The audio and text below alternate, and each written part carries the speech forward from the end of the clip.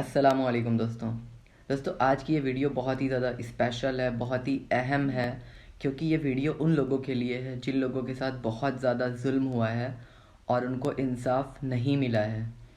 वो हर जगह गए लेकिन उन्हें इंसाफ नहीं मिला। एंड में वो टेंशन में बैठ गए हैं कि कब इंसाफ मिलेगा, इंसाफ की आस में बैठे हैं। बहुत से ऐसे गरीब लोग हैं जिनकी ज़मीन हड़प ली गई है, जिनके घर पे कब्ज़ा कर लिया गया है। कौन उनकी सुनेगा? अभी फ़िलहाल तो कोई नहीं सुनेगा, लेकिन वो लोग उम्मीद हार के बैठे हैं कि जिन्होंने हड़पा है, जिन्होंने जुल्म किया है, वो लोग आराम से टहल रहे हैं और हम लोग मज़लूम हैं, कोई नहीं सुनता मेरी बात को। तो मैं आपसे कहना चाहूँगा, आज की ये वीडियो देखें और आपको आखिरत पे यकीन करना होगा, क्योंकि एक दिन आने वाला है जिस दिन इंसाफ होगा, जिस दिन अल्लाह ताला तमाम मखलूक़ात को जमा फ़रमाएंगे और अल्लाह ताला अदल व इंसाफ़ करेंगे। जिसका माल चोरी हुआ होगा उसे आखिरत में मिल जाएगा, जिस पर जुल्म हुआ होगा उसे इंसाफ मिलेगा, जिसने दुनिया में तकब्बुर व अजब किया होगा उसे सज़ा मिलेगी।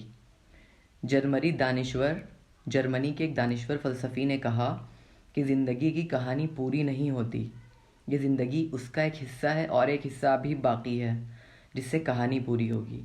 दुनिया में ज़ालिम भी हैं और मज़लूम भी हैं। मज़लूम बेचारे टेंशन में रहते हैं और ज़ालिम खुल्लम खुल्ला टहल रहे हैं, क्योंकि उन्हें किसी चीज़ का डर ही नहीं है। उनके पास पैसे की ताकत हो सकता है हो, लेकिन आखिरत में पैसा नहीं चलेगा। मुकम्मल इंसाफ आखिरत में ही होगा। इसलिए सानहात व हादसात पर दिल रंजीदा ना करें, टेंशन ना लें, आखिरत पर यकीन रखें, हिसाब किताब के दिन पर यकीन रखें।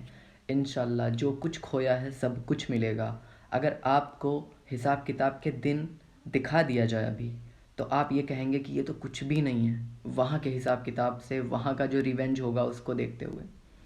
तो फिलहाल वीडियो में इतना ही। अगर वीडियो पसंद आया तो इसको लाइक करिए, कमेंट करके बताइए वीडियो कैसा लगा, चैनल को सब्सक्राइब करिए। Thanks for watching.